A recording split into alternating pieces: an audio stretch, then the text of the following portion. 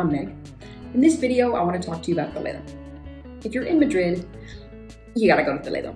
You can make it a day trip. It's only 50 minutes away. It's the capital of Castilla-La Mancha.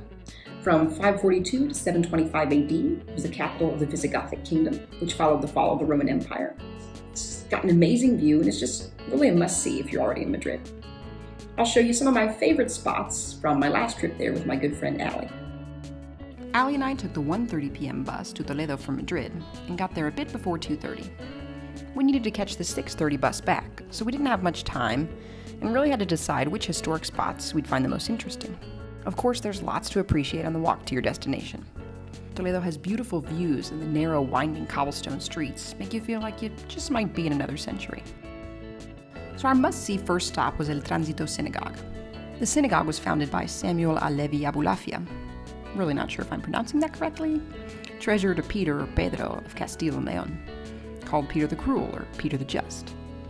I suppose it depended on whom you asked. With the king's apparent approval, Samuel defied the laws that required synagogues to be smaller and lower than churches and plain in decoration. Samuel eventually got on the king's bad side and was executed in 1360. By 1492, the entire Iberian Peninsula was controlled by Christian rulers, and the Catholic monarchs, in other words, King Ferdinand II and Queen Isabella I, you'll remember them from the whole funding Christopher Columbus's voyage thing, pronounced the Alhambra Decree, expelling Jews from their kingdom. So after 1492, no one could practice in Synagogue El Tránsito, and it became a church. During the Napoleonic Wars, it was used as a military headquarters. It became a national monument in 1877, and the transformation into the Sephardic museum it is today began in 1910. Sephardi refers to the Jews that lived in Spain and Portugal before the Alhambra Decree. It's €3 to visit the museum, and an audio guide is an additional €2, I think. But when I asked a staff member about Wi-Fi, he told me there's actually a room-by-room guide in Spanish and English you can access on your phone once you connect to the Wi-Fi and go to this site on your browser. The guide was really informative and helpful, so I'd recommend taking advantage of that. Outside, you'll see a number of old tombstones.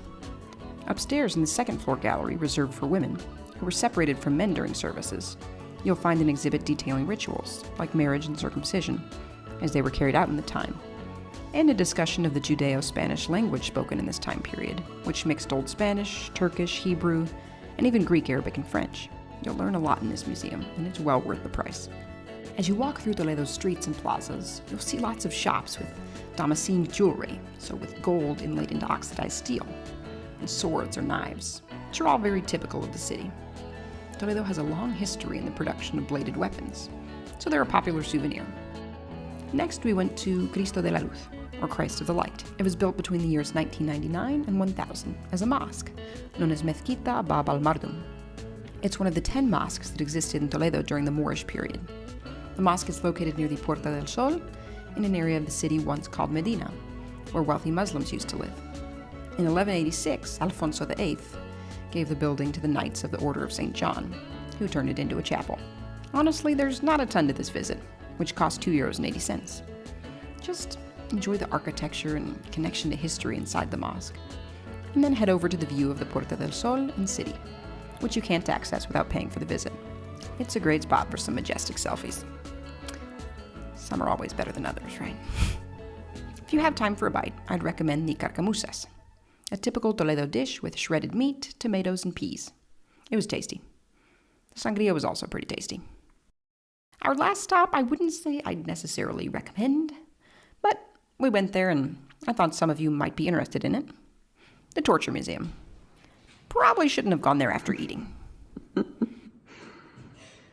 Oh my gosh.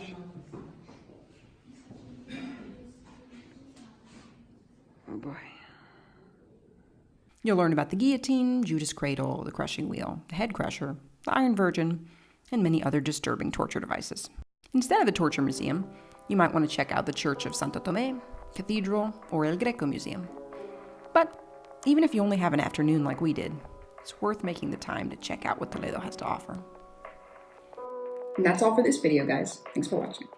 Let me know what places you thought looked the most interesting in the comments below. If you enjoyed this video, please give it a thumbs up. And if you haven't yet, hit subscribe and the bell for notifications so you don't miss any future An American in Spain videos. I'll catch you in the next one. Bye.